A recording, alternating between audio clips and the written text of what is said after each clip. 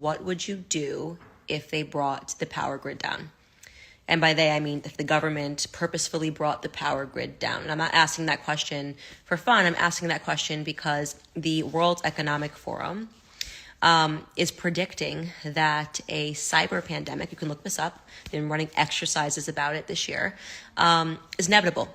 You're probably saying, what is a cyber pandemic? It doesn't make any sense. Like, what are we even talking about? Well, first and foremost, the reason I'm even paying attention to the World Economic Forum and their exercises is because they notoriously, in 2019, ran an exercise for a coronavirus pandemic that oddly all became true. I mean, without one slight difference, they said that the coronavirus was going to escape from a wet market in South America. Of course, when the coronavirus swept the world in 2020, they said that it escaped from a wet market in China. You can still look that up, by the way. That's not a conspiracy theory. They simulated that coronavirus pandemic. It was the World Economic Forum in collaboration with the Bill and Melinda Gates Foundation, in collaboration with Johns Hopkins University. And the website is still up, and they say, the coronavirus pandemic is inevitable. And then boom, it happened the very next year.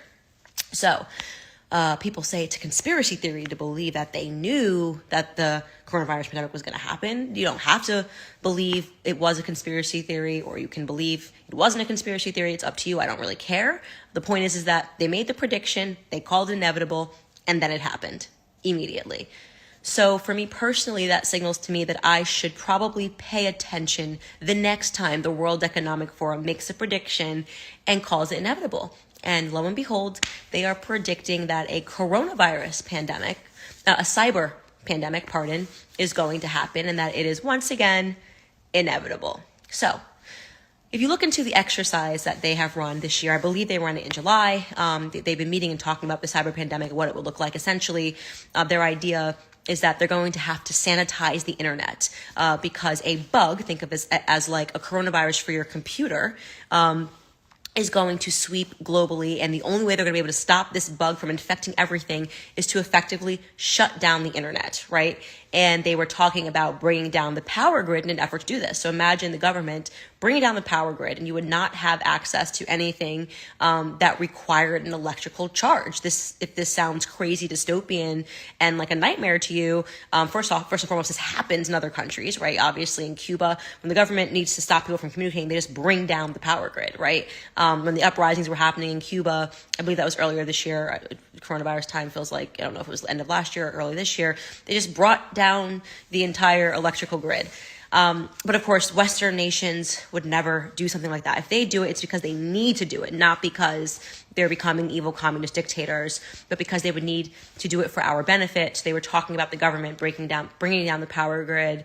And until they come up with a vaccine, I'm not kidding, this is their words, not mine, a vaccine of sorts for the internet, where they would be able to cleanse it and purge it of all of these things that are making it vulnerable. Among those things, they brought up Bitcoin, which is so funny. That one thing that the government can't get a handle on, that is representing a threat to them and the financial markets, their control of the financial markets, would be Bitcoin. And suddenly, in running the simulation, they realized that Bitcoin, could potentially be a problem. If you think I'm kidding, you can look this up. It is called a cyber pandemic. And it's something that every single person should be paying attention to, just in case they magically get it right again, like they did about the coronavirus pandemic. It's good for us as citizens to pay attention to that and to do what we can to prepare. And so I've been having all these discussions with my husband, seriously, like what if they actually did this? Like, what would we do?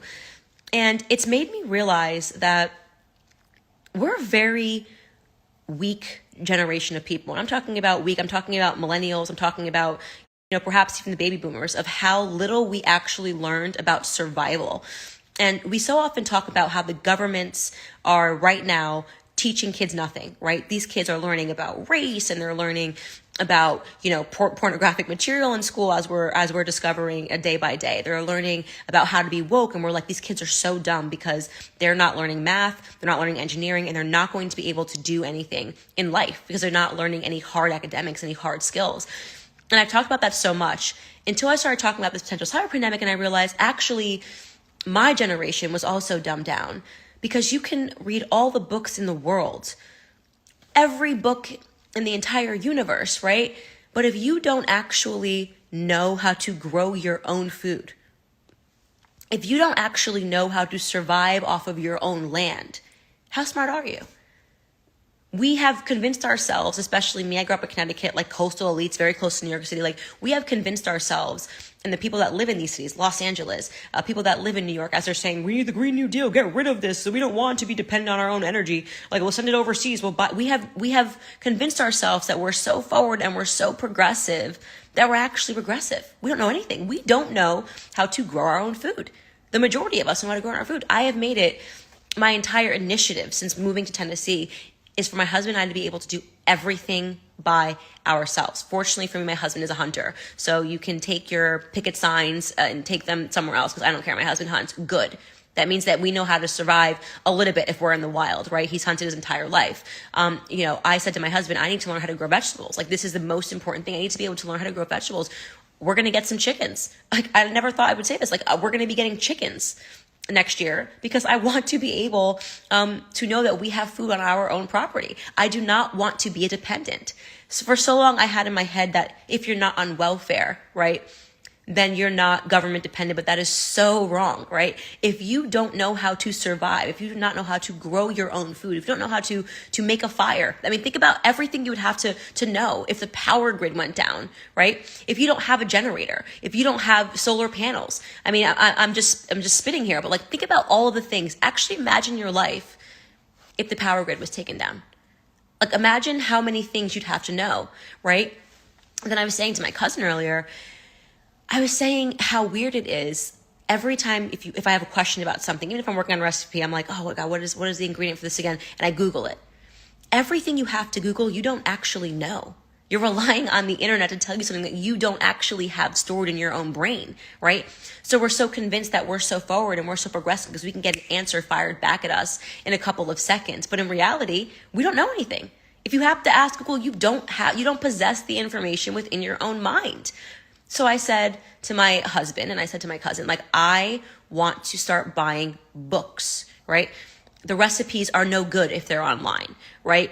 The knowledge of how to grow your own plants is no good if you're looking it up online. I want copies of hard books. I want the books and the knowledge in my house, even chemistry, basic chemistry, and basic means of taking care of yourself. Like, what do you actually know about colloidal silver? What do you know about how to treat something, what your body actually needs? All of these things that we thought were so backwards and that big pharma saved the day because we can just go get a prescription. Well, what if you needed to create your own prescription? What do you actually know about how to survive by yourself? What do you know that you can take that will make you better? If you get a burn, if you get sick, what are the things that actually help you in your own household? What can you have? What can you possess that will make you better? All of this stuff, like, you should be thinking about now, right? You should be thinking about it now. This is not a conspiracy. This is common sense, right? If you don't know how to survive, how would you convert salt water into drinking water? Do you know how to do that?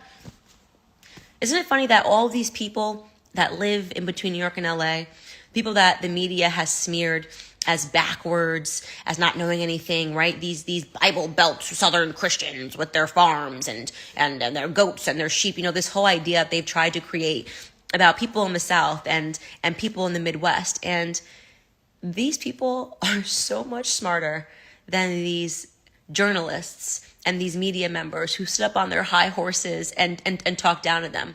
Because you know what? If the government brought down the power grid, these people would be just fine. They would be unaffected. They'd say, yeah, you can take your latte and your Starbucks all the way back to New York and LA. We're good here. And it's something that I think you should especially be thinking about now for all of you people who voted for Biden and actually thought you could just keep printing money. And now you're realizing, oh, wait, we can't. And gas prices are through the roof. And I don't really know what I'm going to do as I'm watching the government actually impoverish me, right?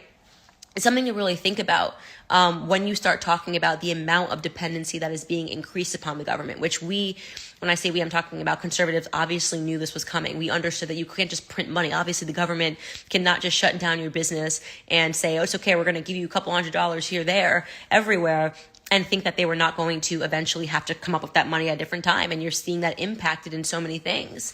And I don't know, it's just a conversation that I've been having with myself and with my family around me that, like, if this actually happens, if their predictions become true, what would we actually do? What would you actually do? What do you actually know how to do? What do you know about anything in the wild? Could you survive in the wild? Could you survive in your own house?